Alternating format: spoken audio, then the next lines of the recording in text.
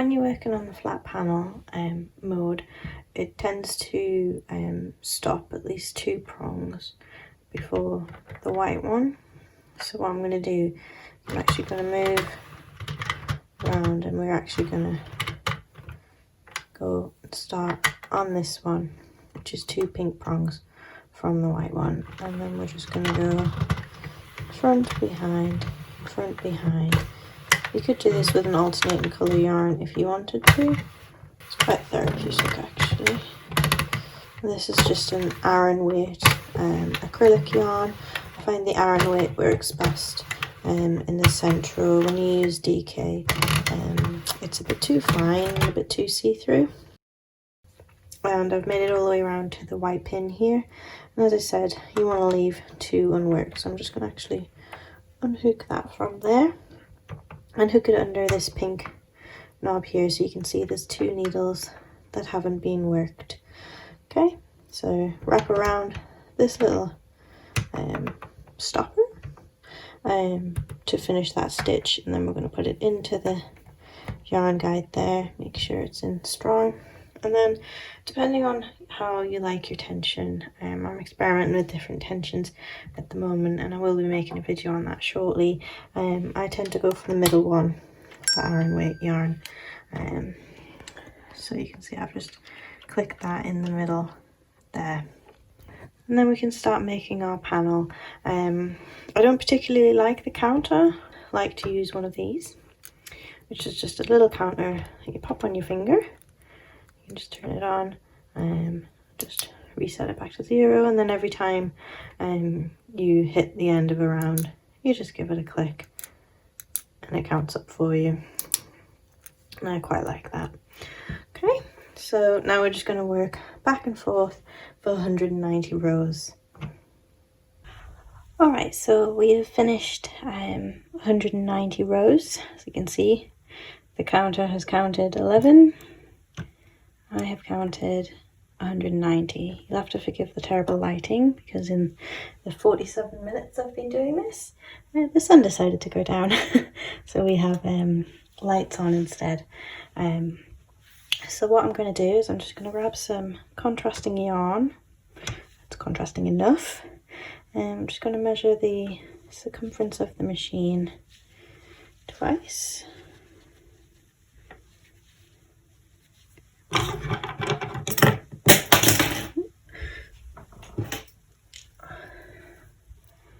And then chop that off. And then what we're going to do is grab a tapestry needle, so it's not pointy, and this one is bent at the end, so it's quite nice to hook underneath. I'll put a link to these in the description. I just got them off Amazon. It was a 3-pack for a couple of quid, I believe. So I've just threaded that through there, and we'll also snip the yarn from that we were using from the ball. I'm just going to leave quite a long tail, about 2 hands widths, and we'll just pop that in the middle. So then what we're going to do is we're just going to spin the wheel as if we were doing another row, but as there's no feeder yarn, it's going to unhook, and we're just going to catch it as it unhooks. So round we go. Now I like to do maybe 3 at a time. So this is 1, and that's 2, that's 3, and as you can see, as they've gone down, we've just got these 3 loops here. So I'm going to take my needle, pop it in here,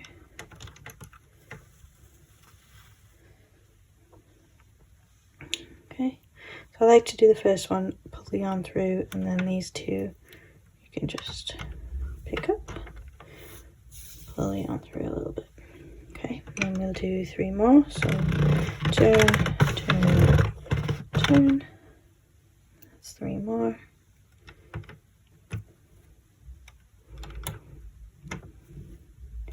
And you can do more if you're feeling brave.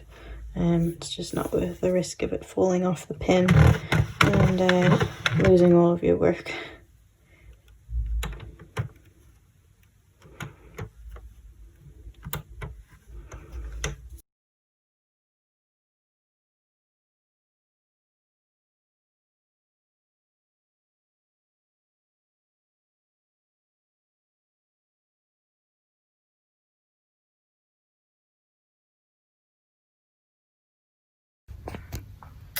So what I've done is I've just laid this over my head, put a little pin of sort of where I want it to be, and I've done the same in the back to match up. As you can see, it's just doesn't quite reach my shoulder, and I wanted it to droop down a little bit. So I'm not going to be able to do this while holding my phone, but I'm just going to measure sort of from the end of here to the end. And then what I'm going to do is I'm just going to reattach this to the machine and add some more rows. So I'll measure on this side, then I'll double it, so obviously it'll be on either side, and then extend that a little bit. Okay, so I measured that, and that was, I need an extra 10 centimeters on each side, so that's gonna be 20 centimeters. So for me, that is 38. So I need to do 38 more rows. So, but first off, we need to get this back on the machine. So in order to do that, get this side, which we just took off, so the one with the contrasting yarn, and you want the pearls, like the bumpy bits, facing on the inside. Okay, and we're going to start on this side. Let's just wind the machine around so the white needle is at the top. There we go. And we left 2, didn't we? So this is where I want to start. So 2 needles from the white one. And all you have to do is you just have to find your little loops. So this is my first one. So like I said, pearl sides facing the front. And then you just want to hook that on and make sure it goes under the pin. Can you see there? So it's going to hook under the pin, and then as we spin this around, just to make sure it actually goes down there. Okay, okay. So I'm just going to continue doing this, to which I will let Editing Emily speed through this for you. There we go. So by the power of editing, that is all done.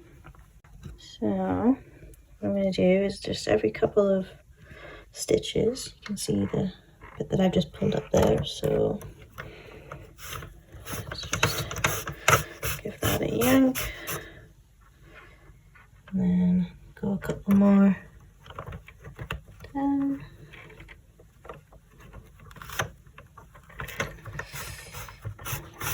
And just pull that out.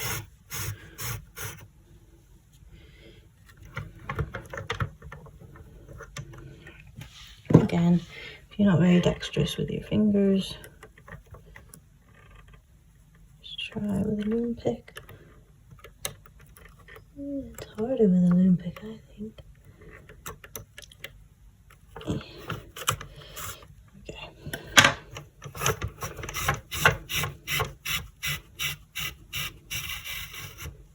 Okay, do you think that's enough that I can give this a yank? Nope, she's still not coming. Can you yank it that way? Yeah, I can yank it that way. Okay. Ta-da! Okay, and now it's like nothing happened.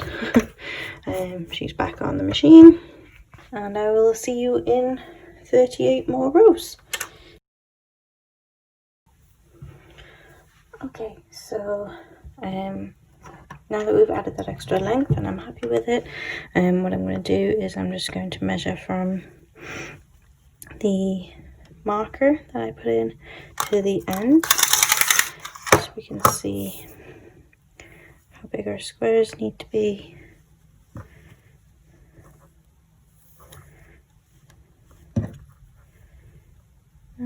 So I think about 22.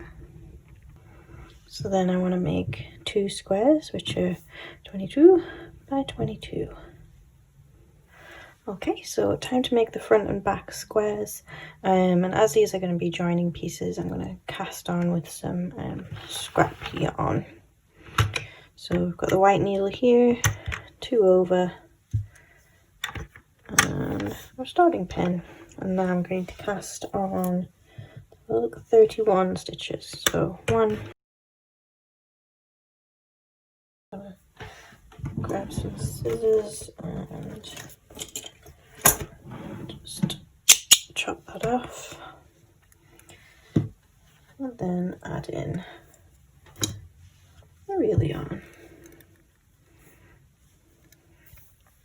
So just lay the tail down there, pop it in there, tension guide, and in the bowl on the floor. Okay, your counter ready? We'll set to 0 and we're going to do 45 rows. So let's just hold that to make sure it takes it. Boom. I will see you back in when we get to 45 rows. Okay, so that is 45 rows. So we're just going to cast off now. That took about 6.5 minutes. So let's just snip that yarn, pop it in the middle, and we're going to cast off same way always do.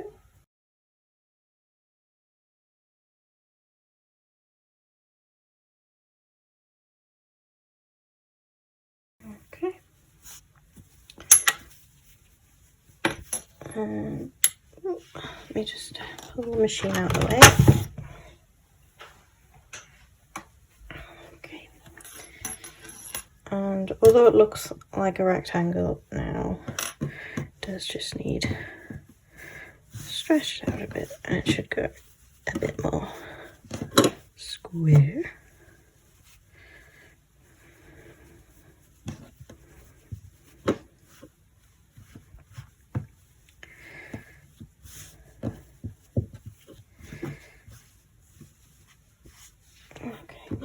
So let's measure this, see how we did. So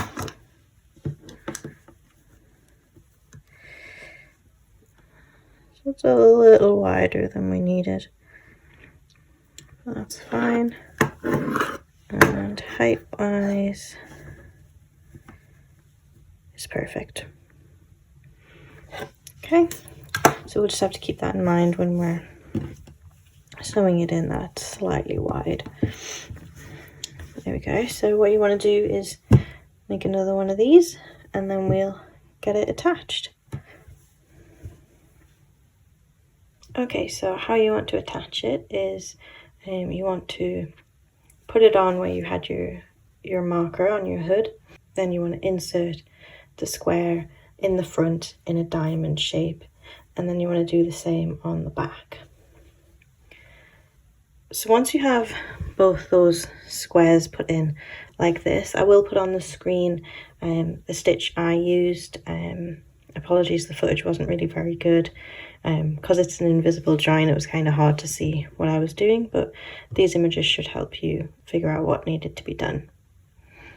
So once you have them all attached, what you want to do is you also want to attach the back one, and then you want to, once you've finished seaming up here, you just want to sort of continue seaming up all the way up until you close it. And then if you want the pointed hood at the top, that's fine, you can just leave it as is, but I didn't want the point, so what I did was, once I'd seamed all the way up, let me just turn this inside out so you can actually see what I did. So I just, so as you can see, I seamed all the way up, and then I just sewed a straight line along here, just with some scrap yarn. So you can see there, just normal stitches in, out, just a running stitch along there, and that sort of takes the point out of the hood. Okay, so now it's time to do the edging. I quite like the rolled edge on the hood opening, so I'm just going to leave that as is, but you can bind that off if you want to. But around the edge, I want a tassel on mine. So what we're going to do is we're just going to go around with a row of single crochet, and I'm actually going to start at the back.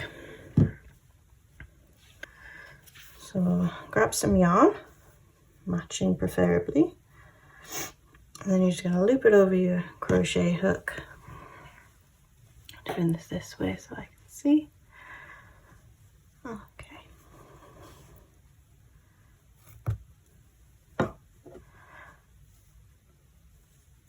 Okay, so you've got your yarn wrapped over your hook, and what I'm going to do is I'm just going to go into a stitch here, grab the long end that's attached to the ball, wrap it around and through both loops, then into this one, yarn over once, and then single crochet. So I'll show you that again. Through the loop, wrap the yarn around your hook, through one loop, wrap it around the hook, and through both.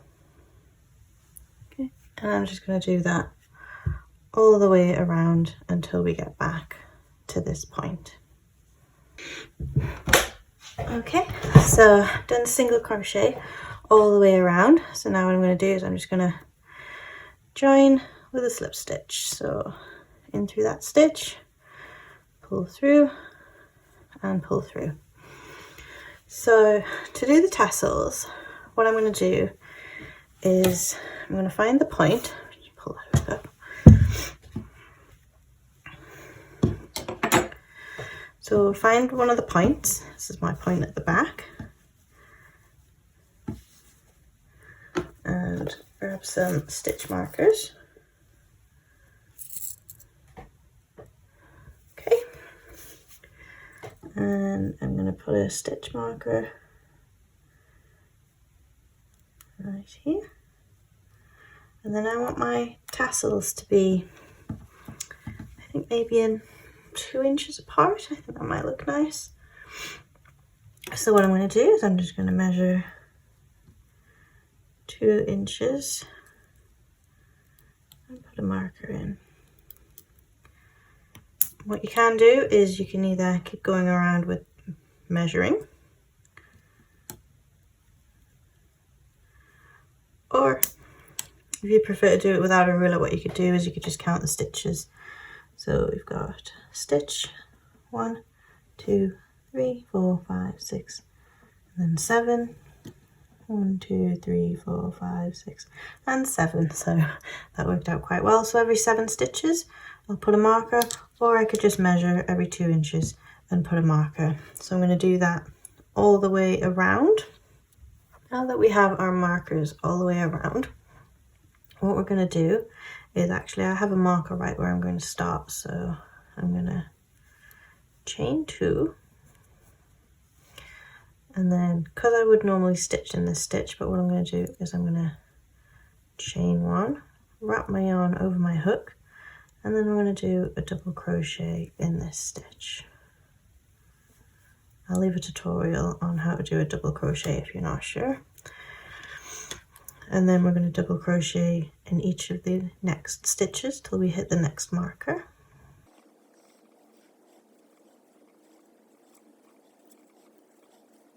Okay, and then this is a stitch with the marker in. So what I'm going to do is I'm just going to chain 1, skip that stitch, and then move on to the next one. And what that's going to do is that's going to create a nice little hole for us to put our tassel in. So then I'm just going to continue that pattern all the way around, doing double crochets until I hit a marker, chaining 1, skipping that stitch, and then double crochet again. Okay, so I've made it to the first point. I'm just going to double crochet in the one before. Okay, so we're gonna kind of do what you would do with a granny square. I'm gonna do a double crochet in the stitch, then I'm going to chain 1, and then I'm going to do another double crochet in the stitch with the marker in it.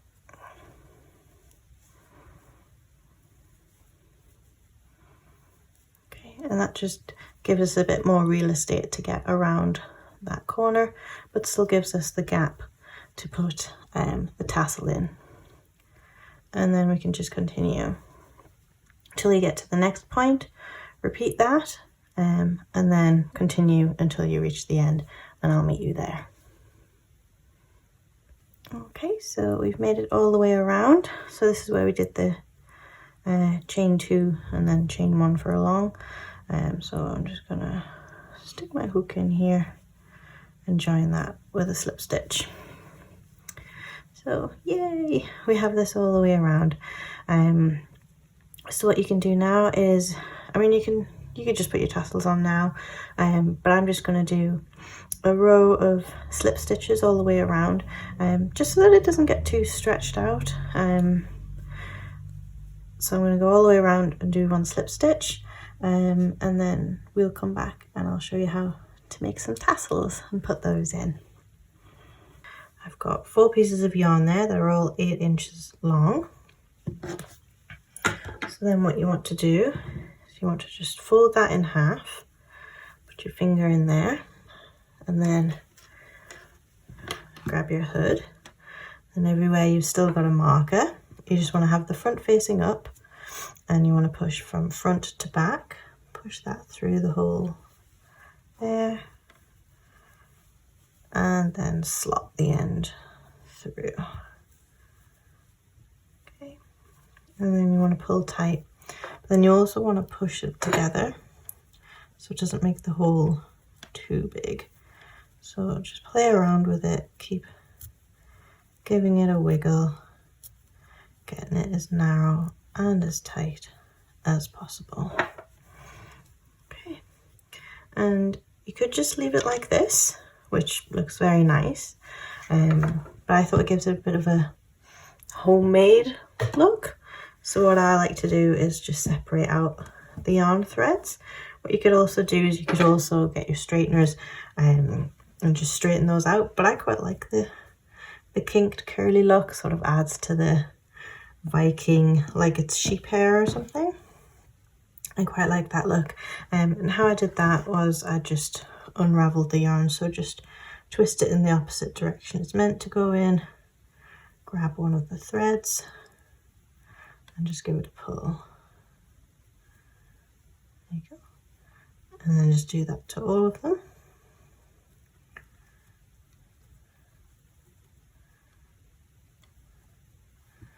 You'll have something that looks like that.